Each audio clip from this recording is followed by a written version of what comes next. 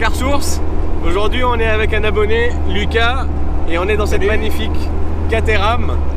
Alors, c'est quoi les specs exacts? Parle-nous un peu de cette voiture. Alors, c'est le modèle 275R. Ok. Qui fait 135 chevaux. Modèle châssis S3. Donc c'est le plus petit châssis qui est fidèle au modèle original. Au 0 à 100 avec les 135 chevaux, on arrive quand même à 5 secondes. Car la voiture fait 545 kg. Donc en fait le 275R correspond à 275 à la tonne. C'est comme ça qu'on repère. Okay. Voilà. Donc après il y a d'autres modèles. Donc il y a le modèle 485 qui fait 240 chevaux, qui est homologué en France. Après le 620 qui n'est pas homologué, qui fait 320 chevaux. Et pourquoi Caterham? Parce que c'est vraiment un choix très spécifique. Alors Caterham, pourquoi? Parce qu'avant j'aimais bien jouer au simulateur. À l'époque c'était GTR. Ok. Et je jouais pas mal avec des radicales. Caterham aussi. Et mon souhait c'était d'avoir une voiture qui était pure. On avait l'impression qu'il n'était pas homologué pour la route, quoi. On a l'impression d'avoir une voiture de piste sur route ouverte. Et ça, je trouve ça super agréable. Et c'est ce qu'on retrouve avec la Caterham. Et on a une voiture de piste et en plus qui a une belle gueule. Donc comme ça, madame est contente, monsieur est content, tout le monde est content. Donc c'est royal. Et en parlant de belle gueule, c'est la même gueule depuis un demi-siècle quand même. Un peu plus de demi-siècle. Voilà. Donc de mémoire, elle est sortie en 57. Ouais. Donc ça fait 66 ans que la voiture elle roule, qu'elle a exactement la même gueule, quoi. Et sous le nom de Caterham à partir de 73. Exactement. Quand c'était sous le nom de Lotus, donc la Lotus 7, il y avait 2500 exemplaires qui ont été vendus en kit.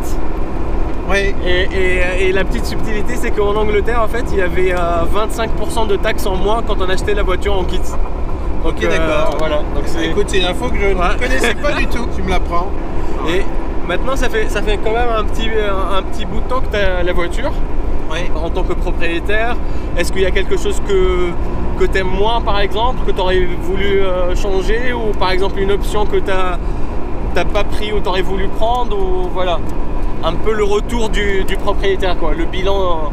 Alors le bilan, c'est que j'ai attendu 1 an et demi pour l'avoir. Ok. Donc c'est un peu long. Oui. Mais ce qui est bien, c'est que j'ai pu penser chaque option, quoi. Okay. Donc j'ai vraiment fait ma voiture à la carte.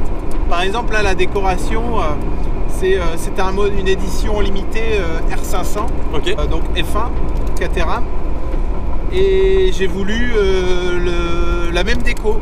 Après, c'était les ailes en carbone, le croisillon. Ouais. Donc tout ça, en fait, j'ai pensé assez longuement à toutes ces petites options, les clignotants blancs, etc. Donc non, franchement, sincèrement. T'as dû avoir des frayeurs avec une caisse comme ça? Alors j'ai eu quelques frayeurs sur un sol gras le matin, un peu humide. Et où c'est sûr qu'on accélère un petit peu dans les virages. On va essayer de faire son pilote. Il y a le cul qui chasse assez rapidement sur sol gras. Bon, avec le 135 chevaux sur sol sec comme aujourd'hui, bon, ça passe. On peut appuyer. C'est peut-être pas le cas d'une 240 chevaux. Mais non, les frayeurs ça va. Ça va encore. Et je vais mettre juste un truc dans le contexte, parce que 135 chevaux derrière vos écrans, ça peut paraître peu. La voiture, c'est la moitié d'une MX-5. Et en parlant de MX-5, la boîte, c'est une boîte Mazda, non? Moi j'ai choisi la boîte 5. Donc boîte 5 Mazda, qui est bien étagée. Donc j'ai voulu partir au début sur une boîte 6. Oui. Et le garage ne me l'a pas conseillé. Donc c'est une boîte encore plus courte. Ouais. Mais au final, la boîte 5 fait largement l'affaire. Et j'ai vu que le VMAX, il baisse sur les boîtes 6. On n'est plus à 200 et quelques, on est à 169 parce que en VMAX. La boîte est plus courte. Elle est plus courte, ok. Le moteur, du coup, 4 cylindres en ligne Ford. C'est ça, donc c'est un Ford Sigma classique d'un litre 6. Ouais. Et il fonctionne très bien, qui fait un très beau bruit. Avec ça chante pas mal, comme vous avez dû l'entendre au début de la vidéo. Ce qui est rigolo avec la Caterham, c'est qu'il y a des mamies qui s'arrêtent, qui te font des push, quoi. Énorme. Tout à l'heure, quand on s'est installé dedans, toi tu m'as dit c'est limite on s'habille avec la voiture, parce que là on est sur un châssis S3, donc c'est vraiment très compact. on dit toujours il faut la porter comme une veste ou comme une doudoune. Colin Chapman dit sur les Lotus que c'est il faut les porter comme un gant, quoi. Donc c'est encore une étape au-dessus, quoi. C'est vraiment, on sent absolument tout ce qui se passe dans la voiture. Et là, il faut le rappeler, il y a zéro assistance. Et quand je dis zéro assistance, c'est vraiment zéro assistance. Il n'y a pas d'ABS, il n'y a pas d'airbag, il n'y a pas d'anti-patinage. C'est toi, la voiture et Dieu. Exactement, ouais. C'est le danger. Yes. Et t'as déjà fait des longs trajets avec? En fait, les seuls longs trajets, c'était pour un seul long trajet, c'était pour la première révision. Ok. Donc en fait, c'était à Brou. J'ai trouvé un pote motivé. Ouais. Bon, ça n'a pas été simple. Hein. Il m'a vu arriver avec la Caterham, il a flippé. Il s'est dit, oh putain, dans quoi je m'embarque? Moi aussi, je flippais de faire 5 heures de route avec la bagnole. Et en fait, c'était un moment magique, c'était génial.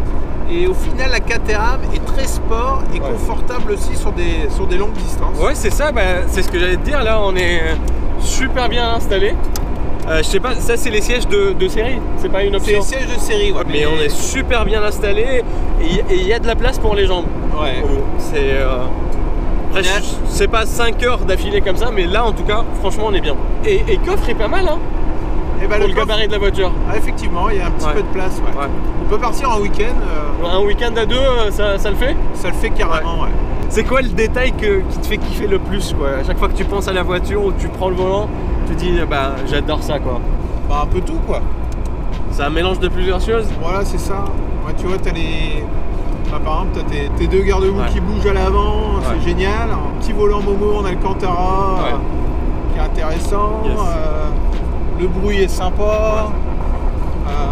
Il y a une odeur aussi. Il y a une petite odeur j'ai l'impression qu'il y a une odeur de cuir, de mécanique. C'est vraiment un tout, quoi. J'ai pas une chose en particulier. Et ton volant, il est spécifique à cette version? Parce que quand je regardais sur internet, il y avait pas mal qui étaient en cuir. C'est une option. C'est une option? Le volant démontable, c'est une option, quoi.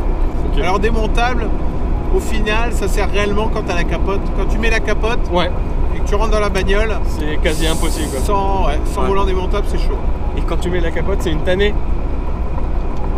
La capote, non. Tu t'es chronométré ou pas? Non, pas encore, mais bon, ça prend 2 minutes grand max. Ah ouais, ça va, hein? Ah ouais. Ça va? Facile. Et grâce à cette voiture, avec le pédalier hyper compact, j'ai appris le talon pointe. Ça sert en course essentiellement à la base. Et en fait, en rétrogradant, ça sert à équilibrer le régime moteur. On équilibre le régime moteur et ça donne moins d'à-coups. Et puis surtout, ça augmente la durée de vie de l'embrayage, quoi. Et puis on se fait kiffer, quoi. Yes. Et en parlant de durée de vie, je pense que vu le poids de la voiture, t'es pas prêt de changer les plaquettes et les disques d'ici un bon bout de temps. C'est possible. Bon, j'ai pris 20 kg depuis, donc peut-être que ça va jouer sur la balance. Et vous savez quoi? Je sors l'hiver avec ma Caterham. Parce qu'il y a du chauffage dans une Caterham. Et donc l'hiver, je sors. Bon, ciel bleu, c'est mieux quand même. Décapoté, ciel bleu. Le chauffage, ça fonctionne très bien. Mais de toute façon, le ciel est toujours bleu en Bretagne. Il fait toujours beau. Effectivement. C'est ce qu'on dit, hein. Il pleut que sur les... Parisiens. Je pense que tu ne vois pas la vendre, quoi. Sincèrement, c'est toujours pareil, hein, quand on achète une bagnole neuve, on se dit on va la garder un moment. Et bon, là, je l'ai commandé. Il y a bientôt 1 an et demi que je l'ai. J'ai pas envie de la vendre. Et l'objectif, c'est de la garder sur du long terme, quoi. Si un jour je dois me faire plaisir, j'achèterai encore une autre voiture, mais vendre celle-là, c'est vrai que ça me ferait mal au cœur, quand même. Regardez un truc là, hier soir, il y a un malus sur ces voitures-là. Alors je me suis fait avoir sur le malus. Un malus de 900 €, je me suis dit mais... Non. Moi j'ai payé 2500 € le malus. Ah ouais? Énorme. Mais c'est fou quand même sur une voiture comme ça. C'est horrible. Et pour quelle raison du coup le malus? Pour quelle raison? Parce qu'en fait, il y avait une norme, alors je sais plus trop, c'est NDEC, etc. Qui n'était pas calculée de la même manière. Donc la voiture pollue exactement de la même manière. Et donc moi je me suis fait avoir avec le malus à 2500 €.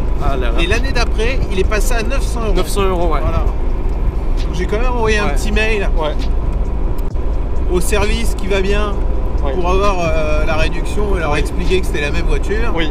Ils m'ont envoyé bouler total.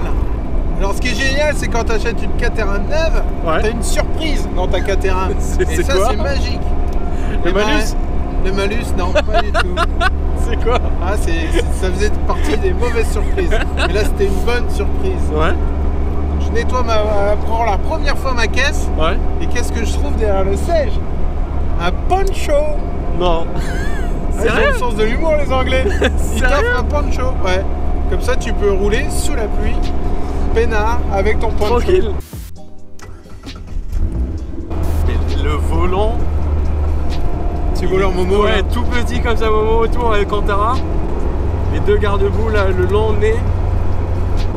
T'as une belle visibilité. Ouais. Ah bah là.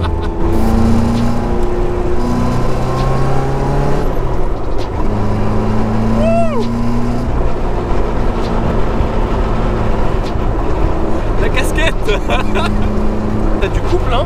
Ouais, il y a un peu de couple. Ah hein. ouais, il y a pas mal de couple. Ah, Hein. pour un petit moteur, t'as l'impression qu'il y a un moteur de camion dedans. Ah ouais. Et on a deux dedans. Hein. Ouais. Quand t'es tout seul dans la voiture, c'est encore une autre voiture. Et on est gros aussi. Bah c'est ça. Enlève 90 kg, c'est pas la même. Ah là là. Et ben tu sais quoi?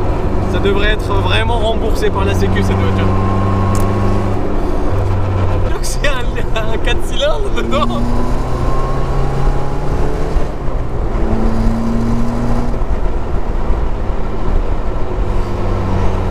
C'est fou de dire qu'aujourd'hui t'as...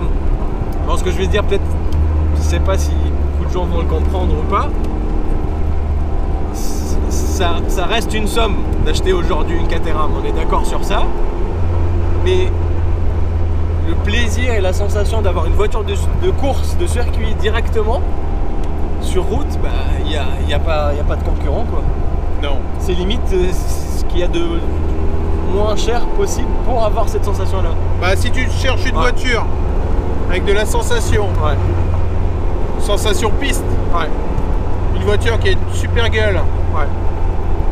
qui est politiquement correcte aussi, Ouais. c'est pas... voilà. Et ben c'est une Caterham.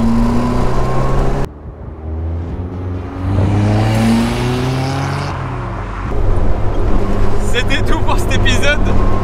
Je vous dis à très bientôt sur Car Source. Ciao. Ciao.